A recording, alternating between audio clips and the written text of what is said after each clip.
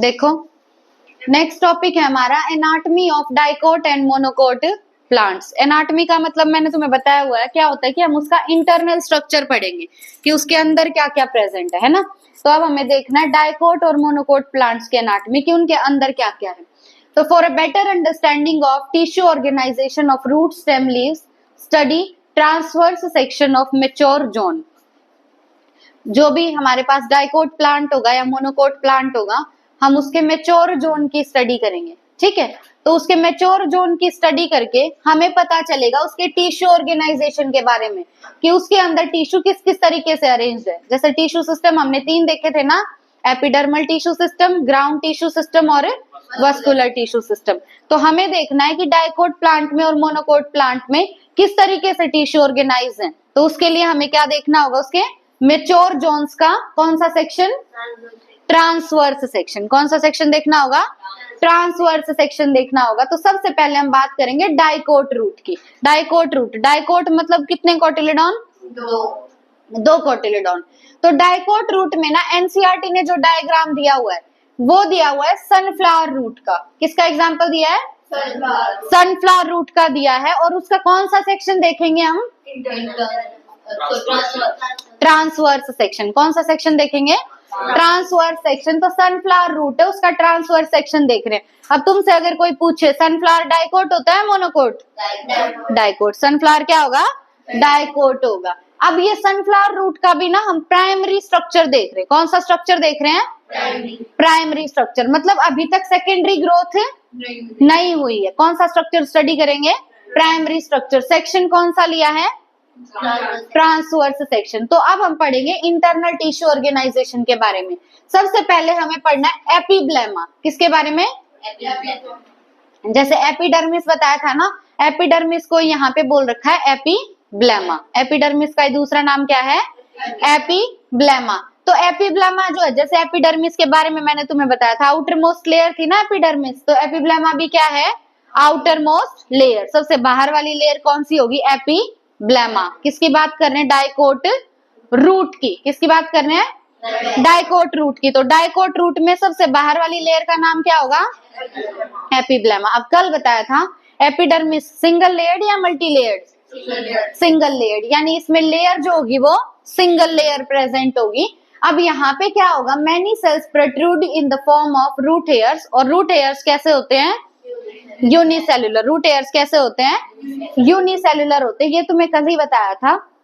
अब डायग्राम देखो, ये जो पिंक वाली लेयर दिख रही है ना तुम्हें, इस लेयर में तुम्हें एक सिंगल लेयर दिख रही है या बहुत सारी लेयर दिख रही है, सिंगल।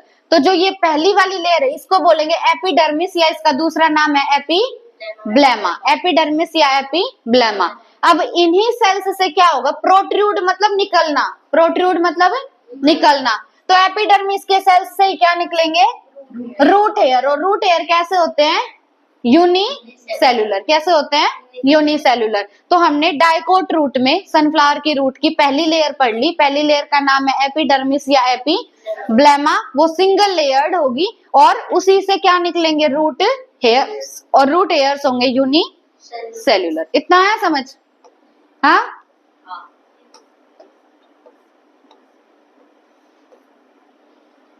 अब सेकंड जो हमें पढ़ना है वो पढ़ना है कॉर्टेक्स। क्या है, कॉर्टेक्स। तो cortex consist of several layer of cells. जैसे एपिडर्मिस में कितने लेयर ऑफ सेल्स थे, कितने लेयर था एपिडर्मिस, सिंगल लेयर था ना। पर कॉर्टेक्स के अंदर काफी सारी लेयर्स प्रेजेंट होती हैं। तो कॉर्टेक्स होता है मल्टी लेयर्ड। कॉर्टेक्स क्या होगा, मल्टी लेयर्ड। इसमें बहुत सारी लेयर्स होंगी और वो लेयर्स किससे बनी होंगी, सेल्स से। और वो सेल्स कैसे होंगे, पैरेन्काइमा। और इन सेल्स की जो वॉल होती है वो क्या होगी, थिन होगी। इन सेल्स की वॉल कैसी होगी, थिन होगी। ठीक है, और इन सेल्स के बीच में जो इंटरसेल्युलर स्पेस होगा, जैसे एक सेल ये हो गया, एक सेल ये, इन दोनों के बीच के स्पेस को क्या बोलते हैं, इंटरसेल्युलर स्पेस। तो यहाँ पे इंटरसेल्युलर स्पेस प्रेजेंट होगा, इंटरसेल्युलर स्पेस प्रेजेंट होगा। तो सेकंड लेयर हमने पढ़ी कॉर्टेक्स, सिंगल लेयर्ड या मल्टी लेयर्ड, मल्टी लेयर्ड। ठीक है, और इसके जो सेल होंगे वो किससे बने हैं, पैरेन्काइमा से। किससे बने हैं,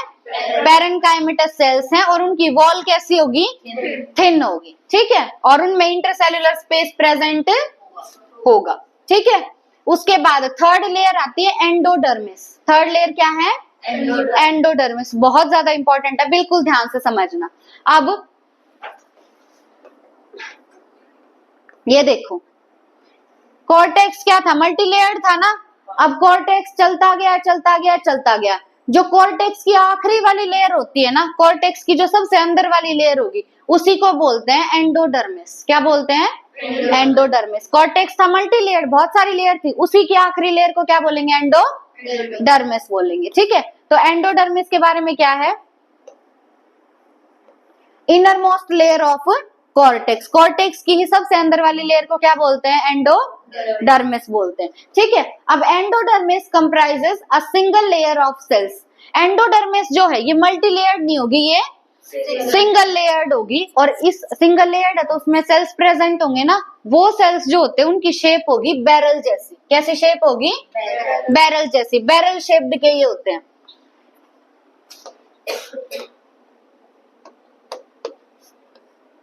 ये जो शेप होती है ना, इस शेप को बैरल बोलते हैं। क्या बोलते हैं?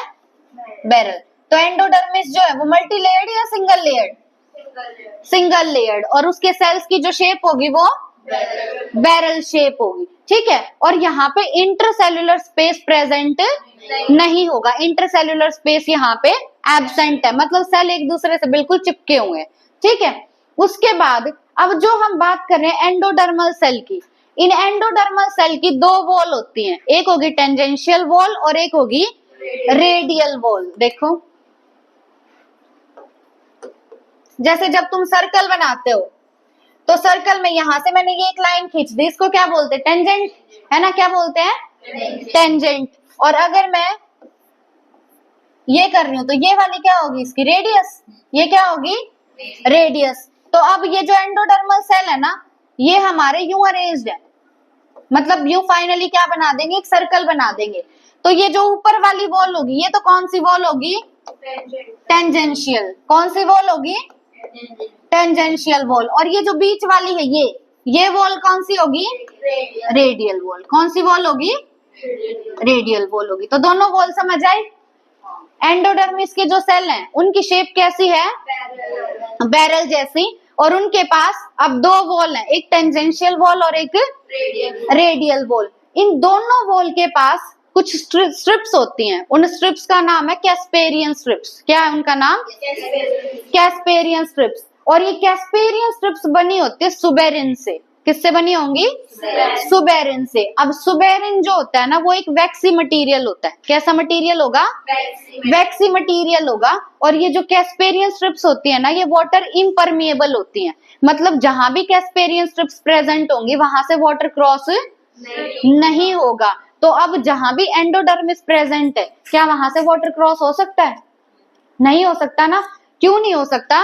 क्योंकि एंडोडर्मिस जो है उसके अंदर है एंडोडर्मल सेल।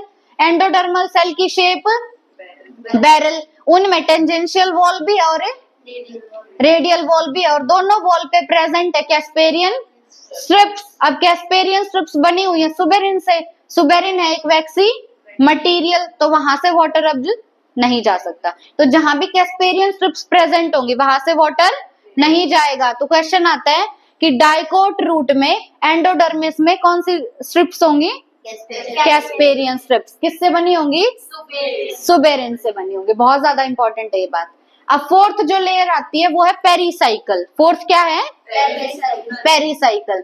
अब एंडोडर्मिस के बाद जो लेयर प्रेजेंट है ना, उसका नाम है पेरीसाइकल। अब पेरीसाइकल में फ्यू लेयर्स होते हैं, मतलब कुछ लेयर्स इसमें प्रेजेंट होंगी, ये सिंगल लेयर्ड नहीं है। एंडोडर्मिस सिंगल लेयर्ड है ना। एंडोडर्मिस के बाद cortex multi layered, endodermis single layered, pericycle multi layered, few layers इसमें प्रेजेंट होंगी। अब पेरीसाइकल के जो सेल होते हैं वो भी कैसे हैं? पैरेनकाइमा से बने, पैरेनकाइमेटस है वो भी। लेकिन इनकी जो वॉल होती है इन सेल्स की, वो क्या होगी? थिक होगी। इन सेल्स की वॉल कैसी होगी? थिक। कॉर्टेक्स के जो सेल थे उनकी वॉल थिन थी और इन सेल्स की वॉल थिक होगी। बोलो। नहीं, ये पैरेनकाइमा की वजह से नहीं बोल रहे, सेल्स पैरेनकाइमेटस है इसमें, पर है तो ये सेल पेरीसाइकल के ना, मतलब पैरेनकाइमेटस है सेल। लेकिन है तो सेल किसके, पेरिसाइकल के, तो उनकी वॉल थिक होगी। ठीक है, जब तुम पेरेन्काइमा पढ़ते हो तो वो सिंपल टिश्यू में पढ़ते हो ना, तो वहां पे उनकी वॉल थिन। ठीक है, उसके बाद देखो अब पेरिसाइकल में क्या होगा, ये बात बहुत इंपॉर्टेंट है कि पेरिसाइकल से ही क्या होगा, सेकेंडरी ग्रोथ के दौरान दो चीजें बनेंगी, पहला लेटरल रूट्स और दूसरा वस्कुलर कैम्बियम। लेटरल का मतलब मैंने तुम्हें क्या बताया हुआ है, साइड में, है ना। तो ध्यान रखना जब सेकेंडरी ग्रोथ पढ़ेंगे तब कि सेकेंडरी ग्रोथ के टाइम जो लेटरल रूट्स बनेंगी और जो वस्कुलर कैम्बियम बनेगा वो दोनों कहां से बने हैं, पेरिसाइकल से। कहां से आए हैं, पेरिसाइकल से ही आए हैं। ठीक है, उसके बाद फिफ्थ है हमारे पास पिथ। अब पिथ जो होता है वो यहाँ पे पिथ हम किसको बोल रहे हैं, डाइकोट रूट में जो बिल्कुल सेंटर वाला पार्ट होगा ना, जो सबसे अंदर वाला पार्ट, उसको बोलेंगे पिथ। क्या बोलेंगे, पिथ। तो पिथ जो होती है ना डाइकोट रूट में वो स्मॉल होती है। कैसे होते पिथ यहाँ पे, स्मॉल। और दूसरी बात वो इनकॉन्स्पिक्यूअस होगी, इनकॉन्स्पिक्यूअस होगी। बताया मैंने इनकॉन्स्पिक्यूअस में क्या होता है, क्या होता है, कॉन्स्पिक्यूअस नहीं बताया मैंने तुम्हें। कॉन्स्पिक्यूअस वो होता है जो अच्छे से दिखाई दे, और इनकॉन्स्पिक्यूअस वो होगा जो बिल्कुल क्लियर ना हो। तो यहाँ पे पिथ क्या होगा, इनकॉन्स्पिक्यूअस होगा, और साइज कैसा होगा उसका, स्मॉल होगा। ठीक है, उसके बाद सिक्स्थ आ जाओ, कंजक्टिव टिश्यू। सिक्स्थ क्या है, कंजक्टिव टिश्यू जो है वो भी बना हुआ है पेरेन्काइमा सेल से। किससे बना हुआ है, पेरेन्काइमा सेल्स से बना हुआ है। अब तुम्हें पता है वस्कुलर बंडल में दो चीजें आती, क्या क्या, जाइलम और फ्लोएम।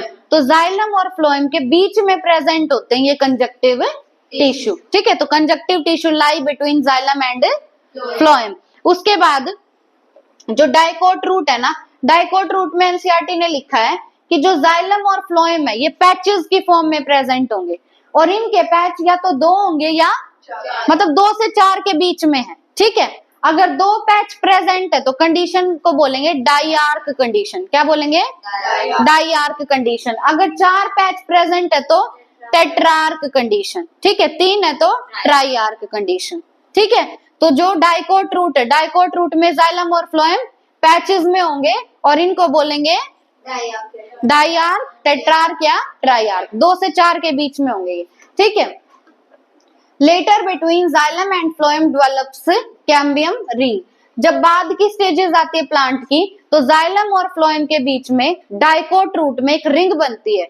उस रिंग का नाम क्या है, कैम्बियम रिंग। ठीक है, क्या है रिंग का नाम, कैम्बियम रिंग। किसके बीच में बनेगी, जाइलम और फ्लोएम के बीच में। अब एक वर्ड लिखा हुआ है एनसीईआरटी ने, स्टील। क्या है नाम, स्टील। देखो जो एंडोडर्मिस है ना, एंडोडर्मिस के बाद नीचे की जितनी भी लेयर हैं उन सारी लेयर्स को मिला के क्या बोलेंगे, स्टील। एंडोडर्मिस के नीचे की सारी लेयर्स को मिला के स्टील। तो all tissues on the inner side of endodermis. Endodermis के बाद हमने क्या क्या पढ़ा, पेरिसाइकल, पिथ और वस्कुलर बंडल। वस्कुलर बंडल में क्या आता है, जाइलम और फ्लोएम आता है। ठीक है, तो एक बार लेयर्स का नाम बताना। सबसे पहले एपिब्लेमा या एपिडर्मिस, उसके बाद कॉर्टेक्स, कॉर्टेक्स के बाद एंडोडर्मिस, एंडोडर्मिस के बाद पेरिसाइकल, पेरिसाइकल के बाद पिथ। ठीक है, और वहीं पे क्या है, वस्कुलर बंडल है। ठीक है, अब डायग्राम वाइज देखो, एपिडर्मिस है, एपिडर्मिस से क्या निकले हैं, रूट हेयर। रूट हेयर कैसे होंगे,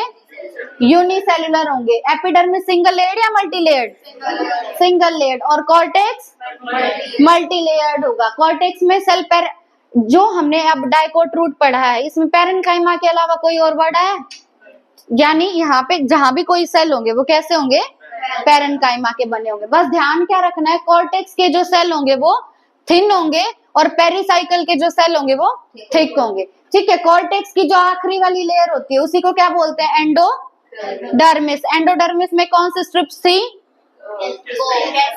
कैस्पेरियन स्ट्रिप्स। कौन से स्ट्रिप्स, कैस्पेरियन स्ट्रिप्स। किससे बनी हुई थी, सुबेरिन से। वाटर वहां से नहीं जा सकता, वाटर इम्परमिएबल। एंडोडर्मिस के बाद वाली लेयर पेरिसाइकल। पेरिसाइकल के बाद आएगा जाइलम और फ्लोएम। जाइलम में हमें पता है एक होता है प्रोटोजाइलम और एक होता है मेटाजाइलम। प्रोटोजाइलम पहले बनता है, मेटाजाइलम बाद में बनता है। ठीक है, और जो सबसे सेंटर में प्रेजेंट होगा उसको क्या बोलेंगे, पिथ। क्या बोलेंगे, पिथ। डाइकोट रूट में पिथ स्मॉल और इनकॉन्स्पिक्यूअस होगी। क्या होगी, स्मॉल और इनकॉन्स्पिक्यूअस। ये डाइकोट रूट एनसीईआरटी ने कौन से प्लांट का एग्जांपल लिया है? सनफ्लावर। सेक्शन कौन सा है ये? ट्रांसवर्स। समझ आया सबको? अब जिसको डाइकोट रूट समझ आ गया ना, उसके लिए ना तो मोनोकोट रूट में कुछ है, ना स्टेम में कुछ है, ना लीफ में कुछ, बिल्कुल आसान है अब आगे सब। ठीक है, तो देखो मोनोकोट रूट की जो एनाटॉमी होती है ना, वो बिल्कुल डाइकोट रूट जैसी होती है। इसमें इसी तरीके से एपिडर्मिस होगा, कॉर्टेक्स भी ऐसा ही होगा, इसी तरीके से एंडोडर्मिस होगा, पेरिसाइकल होगा, वस्कुलर बंडल होंगे और पिथ होगा, सब यूं ही होगा। बस फर्क कहाँ पे आ गया कि डाइकोट रूट के अंदर जाइलम बंडल्स जो थे वो कुछ थे, 2 से लेके 4 तक थे, लेकिन मोनोकोट रूट में जाइलम का नंबर एनसीईआरटी कहते हैं 6 से ज्यादा होगा। जाइलम बंडल्स का नंबर 6 से ज्यादा होगा और 6 से ज्यादा प्रेजेंट है, इसीलिए इस कंडीशन को बोलेंगे पॉली आर्क। क्या बोलेंगे? Poly arc condition. तो डाइकोट रूट में तो कंडीशन थी डाई आर्क, ट्राई आर्क या टेट्रा आर्क, पर मोनोकोट रूट में कंडीशन है पॉली आर्क। पहला डिफरेंस यहाँ पे आ गया। दूसरा डिफरेंस, जो डाइकोट रूट थी, डाइकोट रूट की पिच क्या थी? छोटी और इनकॉन्स्पिक्यूअस, पर मोनोकोट रूट की होगी लार्ज और वेल डेवलप्ड, या कॉन्स्पिक्यूअस भी लिख सकता है। ठीक है, वेल डेवलप्ड की जगह कॉन्स्पिक्यूअस भी लिख सकता है। उसके बाद आ जाओ डायग्राम में। डायग्राम में क्या होगा? यहाँ पे फर्स्ट लेयर जो है एपिडर्मिस, एपिडर्मिस से क्या निकले हुए हैं? Root hair. उसके बाद कॉर्टेक्स, कॉर्टेक्स के बाद एंडोडर्मिस, एंडोडर्मिस के बाद पेरिसाइकल, पेरिसाइकल के बाद फिर जाइलम और फ्लोएम दिखा दिए। ठीक है, प्रोटोजाइलम, मेटाजाइलम। बस सेंटर में जो पिथ है वो कैसी होगी? लार्ज, लार्ज और कॉन्स्पिक्यूअस, वेल डेवलप्ड होगी। ठीक है, ये किसका दिया हुआ है? मोनोकोट रूट का। ठीक है, ये तुम्हारा कंप्लीट हो गया आज के लिए इतना।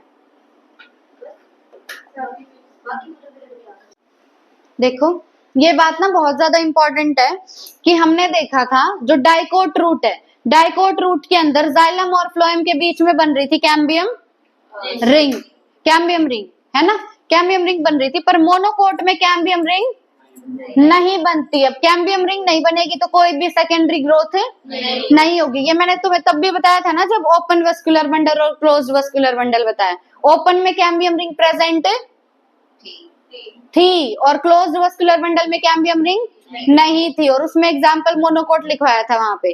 ठीक है, तो मोनोकोट रूट में कोई भी सेकेंडरी ग्रोथ नहीं होगी। इससे हमारा सिलेबस भी कम हो गया।